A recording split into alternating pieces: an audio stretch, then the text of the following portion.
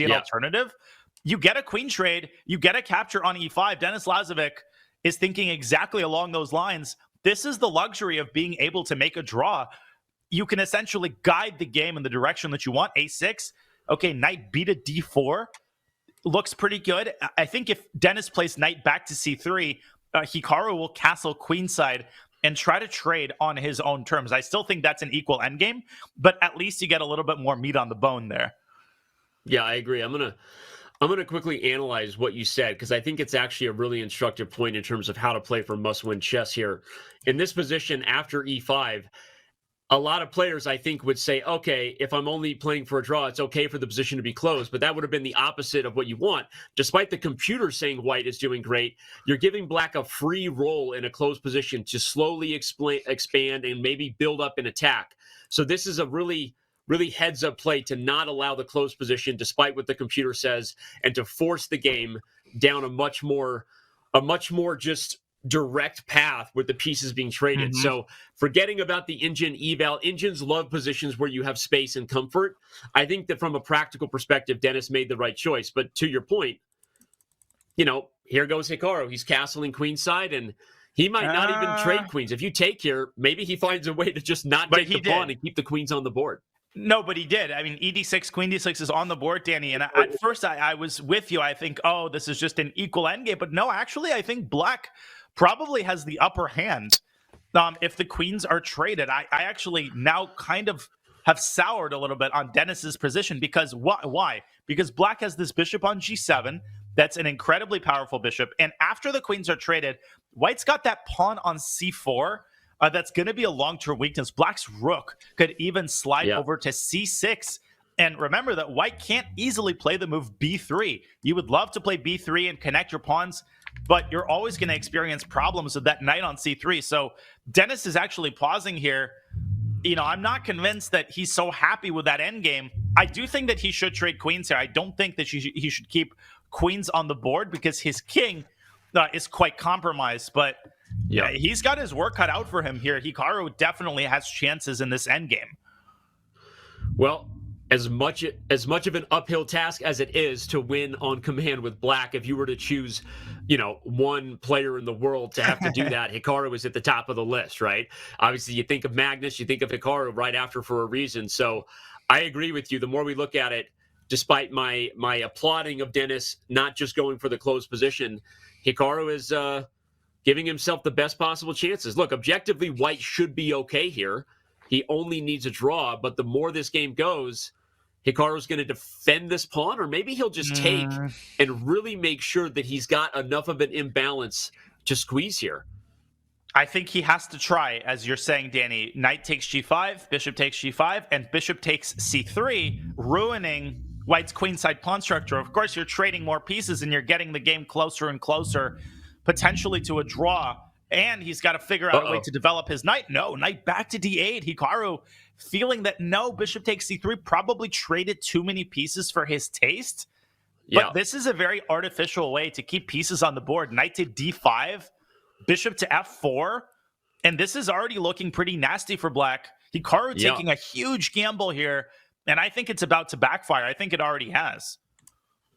I agree. I'm going to analyze what you just pointed out, because as much as it did trade a few pieces, I'm with you that taking here, taking on c3, ensuring that you now have enough of an imbalance to play for, developing the knight. What's funny is I can also understand Hikaru's perspective, and this shows you the difficult task of playing for a must-win as black. It's like, what was he choosing? Even this, as much as this is horrible for white, like, are you really betting that black is going to win this endgame? I mean, I don't know, right? So from the perspective of what Hikaru was choosing, this is why it's not ideal to lose with white in the first game. Yeah, especially against someone like Lazavik. I mean, you can see how he's playing. He's just trying to get all the pieces off the board. And that's a surprisingly effective strategy. Okay, what do you do now? Now you can't play c6 because of knight b6 check and bishop f4, which picks off the rook on d6. White's next move is essentially pre-moving bishop f4.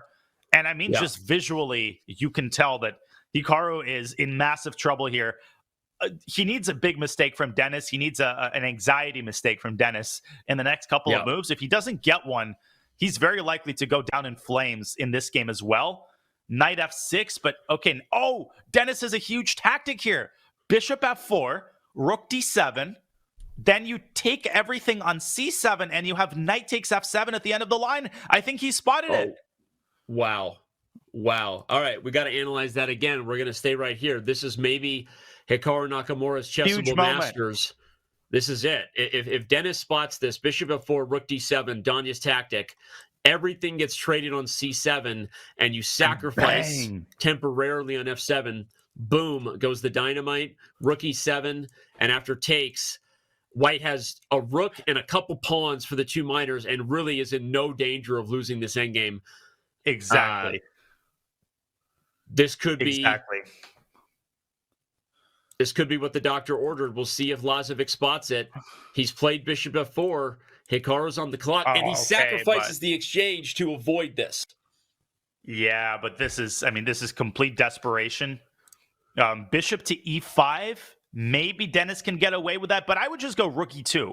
The Dennis Lazavik approach is just to play practically rook to e2, guard the b2 pawn. Are you really worried about knight takes f4, g takes f4? Absolutely not. There is no reason that Dennis should lose this game now. In a classical game, in a regular blitz game, in a title Tuesday, he would be playing for a win here with White. He would never accept a draw in such a position with White. Of course, paradoxically, it can actually add some pressure when all you need is a draw, because that's when you start feeling the nerves and you start feeling the proximity to a huge result. But Dennis has to keep his composure, has to keep some time on his clock. And I'm voting rook e2 and then get your other rook into the game, Danny. I cannot fathom how Black ever wins a position like this. He's simply down an exchange. Yep. I'm with you, although, again, I've unfathomed it before, and Hikaru has pulled it off. But in this particular case, it's a little different when your opponent is also playing with house money, right? They only need a draw. It's a lot easier to force something out of nothing when three results are on the table. And in this particular case, all Dennis has to do is strangle the life out of the position. Okay, he does go for bishop e5, which was the best move according to the computer, although it is a complicated one after f6. Well, f6, bishop d4. f6, bishop d4. The point is the pawn is pinned. And knight c6, there's rook a to d1. This is actually what he was spending time trying to figure out. This is filigree precision for Dennis Lazavik. He's got this in the bag. I mean, Hikaru's out of chances. Bishop d4, c5 is an attempt to deflect the bishop, but simply rook ac1. Rook ac1, b6, and maybe you even have bishop take c5 there, just like ending the game. I mean, really, anything at all should be winning here. Simplifying the position after rook ac1, b6, bishop takes c5. If everything is traded, and in the end, Black has to play knight c7, here comes rook e7. And Dennis Lazavik is moments away from sending Hikaru Nakamura to Division 2 in the Chessable Masters, our first event of the 2024 Champions Tour. So look at the drama. Look at what's going on. I vote we head over to the bird's eye view real quick just to take a peek. Oh, he's done it. Let's do it. Simplification kills the cat again, or is it curiosity?